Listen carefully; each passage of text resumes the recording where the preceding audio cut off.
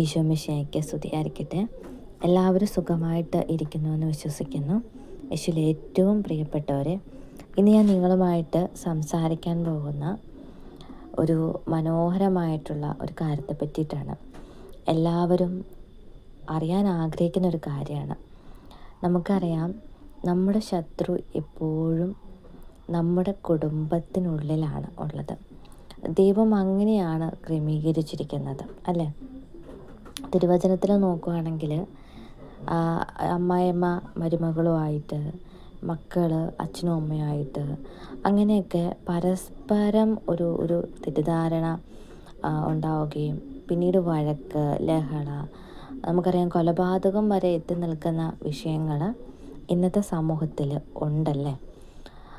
എന്നാൽ പ്രാർത്ഥനയിലൂടെ നമുക്കെങ്ങനെ, അല്ലെങ്കിൽ നമ്മുടെ വിശ്വാസം വഴി എങ്ങനെ നമുക്ക് നമ്മുടെ കുടുംബങ്ങളെ ക്രമീകരിക്കാം, ഒരു പൈശാചികമായ തിന്മയുടെ അരൂപിയിൽ നിന്നൊക്കെ എങ്ങനെ മനോഹരമാക്കാനായിട്ട് സാധിക്കും എന്ന ഒരു വിഷയത്തെ പറ്റിയിട്ടാണ് ഞാൻ നിങ്ങളുമായിട്ട് സംസാരിക്കാൻ പോകുന്നത്.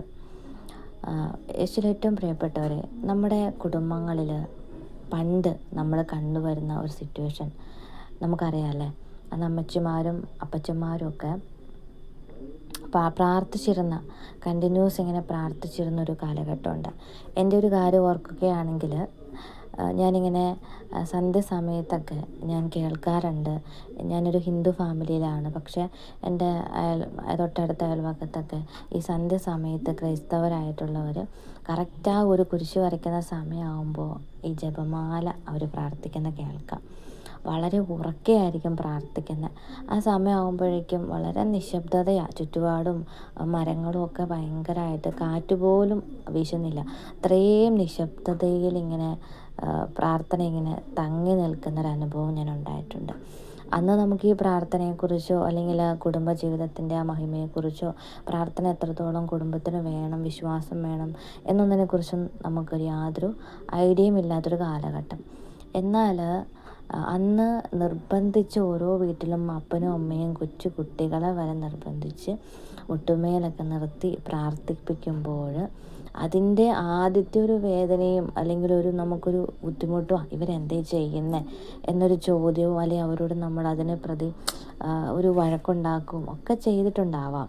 പക്ഷേ പിന്നീട് നമ്മുടെ വളർച്ചയുടെ കാലഘട്ടത്തിലാണ് നമുക്ക് ചിന്ത വരിക, അന്നെൻ്റെ അപ്പച്ചനും അമ്മച്ചിയും അല്ലെങ്കിൽ അച്ഛനും അമ്മയും അന്ന് എന്നെ മുട്ടുമേ നിർത്തി പ്രാർത്ഥിക്കാൻ പഠിപ്പിച്ചില്ലായിരുന്നെങ്കിൽ, സന്ധ്യയ്ക്ക് അവരോടൊപ്പം കുടുംബ പ്രാർത്ഥനയിൽ സംബന്ധിക്കാൻ എന്നെ നിർബന്ധിച്ചില്ലായിരുന്നെങ്കിൽ, വിശുദ്ധ കുർബാന നിരന്തരം സ്വീകരിക്കാൻ എന്നെ അനുവദിച്ചില്ലായിരുന്നെങ്കിൽ, മറ്റുള്ളവരോട് സ്നേഹത്തോടെ പെരുമാറാനും നീതിയും നന്മയും പ്രവർത്തിക്കാൻ അവരെന്നെ പഠിപ്പിച്ചില്ലായിരുന്നെങ്കിൽ, എനിക്കിങ്ങനെയൊരു സിറ്റുവേഷൻ അല്ലെങ്കിൽ ഒരു ദുരിതം, ഒരു ദുഃഖ സാഹചര്യമൊക്കെ വരുമ്പോൾ, അല്ലെങ്കിൽ നന്മ വരുമ്പോൾ നമ്മൾ ഓർക്കും, അവർ കാരണം എനിക്കെൻ്റെ ലൈഫിൽ എനിക്ക് തീർച്ചയായിട്ടും വിജയത്തെ നേടാനായിട്ട് പറ്റിയല്ലോ എന്നൊരു ചിന്താഗതി ഉണ്ടാവും.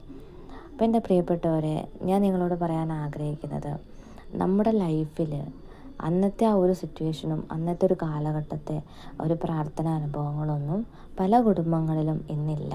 ഞാൻ എൻ്റെ ഒരു അനുഭവം പറയുകയാണ് കേട്ടോ.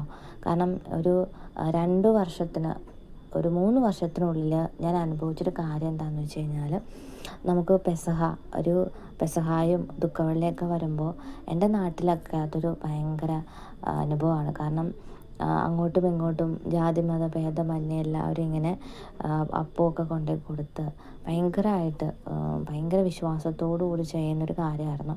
പക്ഷേ ഒരു ചുരുങ്ങിയ കാലഘട്ടത്തിനുള്ളിൽ തന്നെ ആരും അങ്ങോട്ടും ഇങ്ങോട്ടും ഒരു സഹകരണം ഇല്ലാതെ, അല്ലെങ്കിൽ ഇതുപോലെ ഒരു വിശ്വാസം കൈമാറുന്ന, അല്ലെങ്കിൽ ഒരു സഹായിക്കൊക്കെ നമ്മൾ ക്ഷണിക്കും, വീട്ടിലേക്ക് വരണം, അങ്ങനെയുള്ള ഒരു സിറ്റുവേഷനൊക്കെ മാറിയിട്ട് ഇന്ന് ആരും ആരെയും ക്ഷണിക്കുന്നില്ല. അല്ലെങ്കിൽ അടുത്തോടെ പോയാൽ പോലും ഒന്ന് നമ്മളോട് സംസാരിക്കാനോ നമ്മളോട് വിശേഷം അന്വേഷിക്കാനോ അല്ല അവരാഗ്രഹിക്കുന്നത്.